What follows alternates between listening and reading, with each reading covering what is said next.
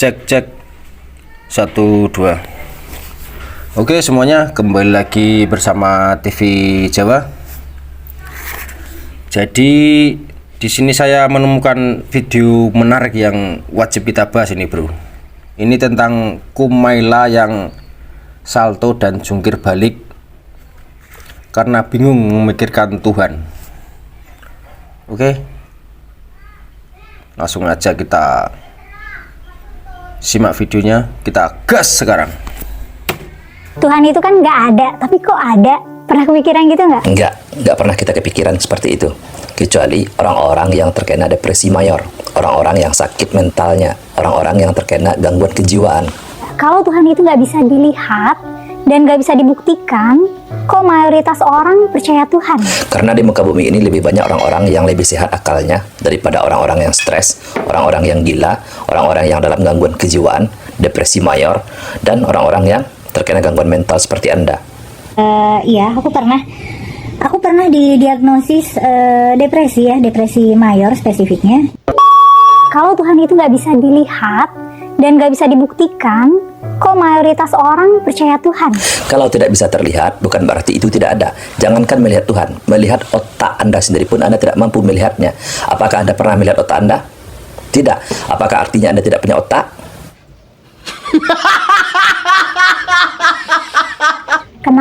Kenapa Tuhan itu bisa ada? Lebih tepatnya, kenapa manusia bisa percaya Tuhan? Secara logikanya, secara akal sehatnya, orang-orang yang memiliki otak, yang berakal sehat, mereka pasti meyakini adanya Tuhan, adanya Sang Pencipta. Karena segala sesuatu yang ada di muka bumi ini, yang ada di alam semesta ini, pasti ada yang menciptakan.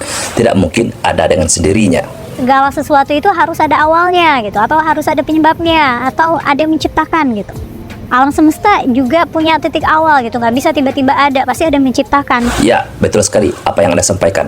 Secara akal sehatnya, secara logisnya, bahwa alam semesta ini adalah hal yang baru, adalah makhluk yang diciptakan oleh Sang Pencipta. Segala sesuatu yang ada di muka bumi ini, maupun yang ada di alam semesta ini, bahkan alam semesta itu sekalipun, adalah hasil dari ciptaan Sang Maha Pencipta. Kalau premis satunya itu bunyinya, segala sesuatu itu ada penciptanya, lah terus Tuhan yang ciptain siapa dong? Inilah contoh orang yang berpikir yang otaknya tidak sehat, teman-teman. Orang ini adalah orang yang sudah terkena gangguan kejiwaan, orang yang sudah terkena gangguan mental yang disebut dengan depresi mayor. Bahkan dia sendiri pun juga mengakui bahwa dia adalah seorang pengidap depresi mayor.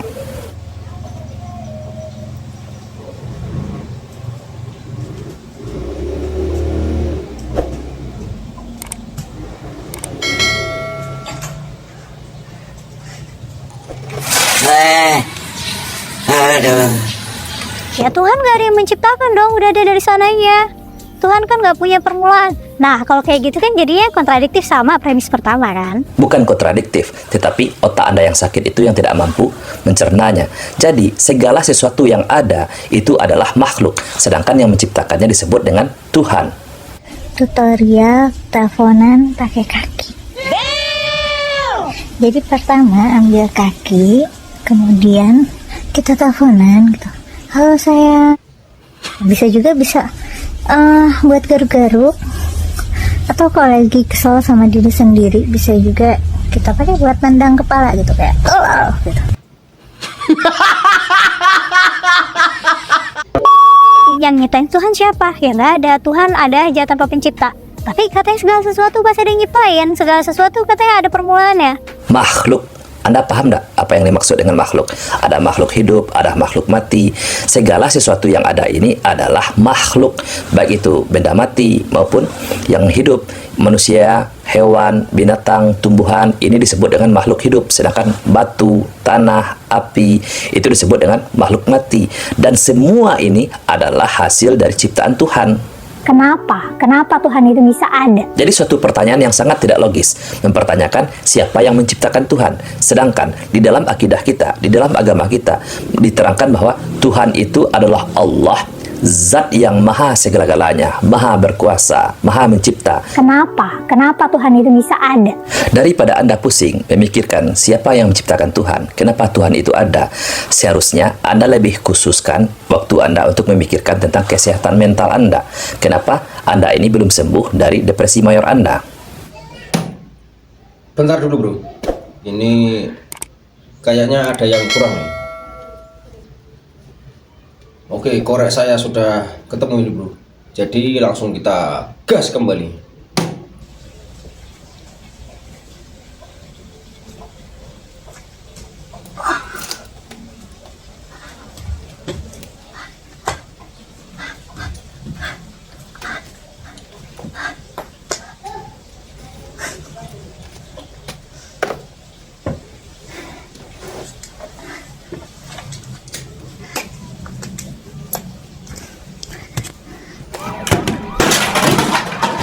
Apakah neraka itu nyata atau cerita?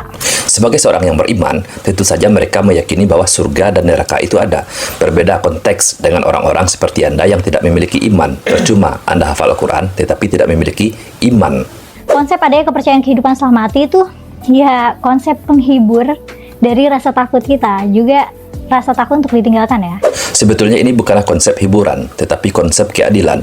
Bagi orang yang percaya surga ini ada, mereka akan berbuat baik, akan berbuat amal soleh, dan akan mengabdi kepada Rabb-Nya. Sedangkan orang yang meyakini neraka itu ada, mereka akan tidak mau berbuat seenaknya saja.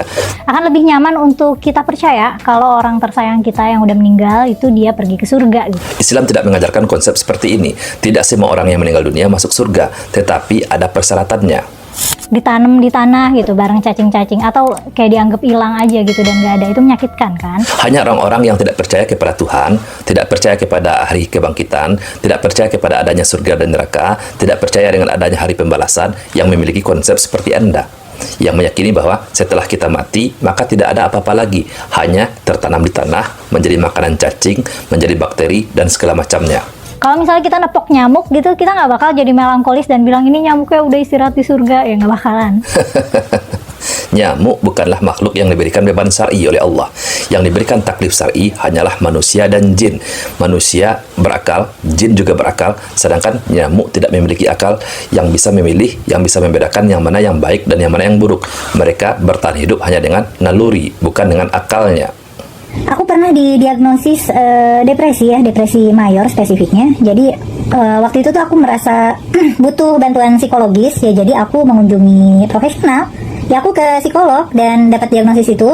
Kemudian ya aku terapi dan aku juga ke psikiater gitu dan dikasih resep obat psikiatri. Ya kemudian aku secara disiplin, ya aku disiplin merawat diri aku sampai aku ya sembuh gitu. Ya gitu aja sebenarnya sih. Dan sebenarnya kan depresi itu kan sebenarnya hal yang umum ya. Kayak 1 dari 3 orang itu pada suatu titik di hidupnya tuh ya pernah depresi, dan nggak apa-apa. Dan mengunjungi apa ya, kalau kita depresi gitu terus kita mengunjungi psikolog atau psikiater, ya itu adalah tindakan yang tepat, tindakan yang bijaksana gitu. Kenapa Tuhan itu bisa ada? Bagi orang yang beriman, yang meyakini adanya Tuhan, yang meyakini adanya surga dan neraka, mereka tidak rugi. Karena jika seandainya kita berandai-andai, kita gunakan logika mereka, logikanya si Kumaila ini, jika seandainya surga dan neraka itu tidak ada, maka mereka tidak rugi. Jikapun tidak ada, maka tidak ada kerugian bagi mereka. Namun, jika seandainya surga dan neraka itu ada, dan kalian tidak mengimaninya, ya sudahlah. Nggak apa-apa. Inilah cacatnya logika mereka, sahabatku semua. Jika surga dan neraka itu ada, dan ternyata mereka tidak mengimaninya, lalu apa yang terjadi? Mereka akan berada di dalam neraka. Percuma mereka tidak meyakini ada atau tidaknya surga dan neraka ini. Faktanya, jika surga dan neraka ini ada, mereka akan tetap berada di dalam neraka. Dan mengenai neraka, apakah neraka itu cerita atau realita? Apakah kita hanya akan bisa membuktikannya ketika sudah mati? Jadi begini ya Mbak Kumaila, konsep surga dan neraka ini adalah perkara gaib, ini adalah perkara iman, tidak bisa dibuktikan dengan sains. Secanggih apapun alat yang ada di alam semesta ini tidak akan bisa membuktikan tentang adanya surga dan neraka. Jika ingin dibuktikan secara sains, tidak akan mampu secanggih apapun teknologi manusia, tidak akan mampu menggapainya. Gini ya, yang namanya orang mati itu kan mati ya, udah nggak bisa, organ-organnya udah nggak bisa berfungsi lagi. Itu perkara mudah bagi Allah.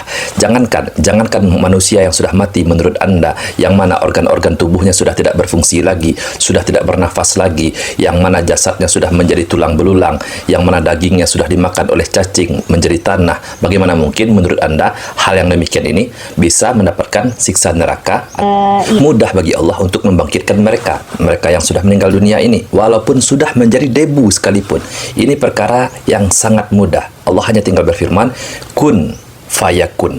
Jangankan membangkitkan mereka, menciptakan Anda yang sebelumnya tidak pernah ada, Allah mampu. Kenapa Anda mempertanyakan ini? Kenapa Tuhan itu bisa ada? Daripada Anda bingung, daripada Anda semakin stres memikirkan hal-hal seperti ini, lebih baik Anda fokus kepada pengobatan Anda. Lebih baik Anda mencari dokter yang profesional, yang betul-betul canggih ilmu kedokterannya, untuk menyembuhkan kerusakan yang sudah ada pada otak Anda. Depresi mayor ini, jangan-jangan otak Anda ini tidak ada.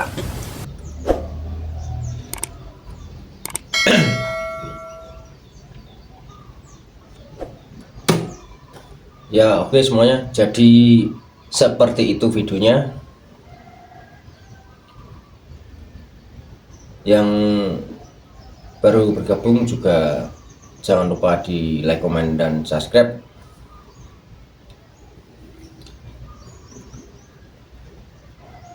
Dan sampai jumpa di video TV Jawa selanjutnya.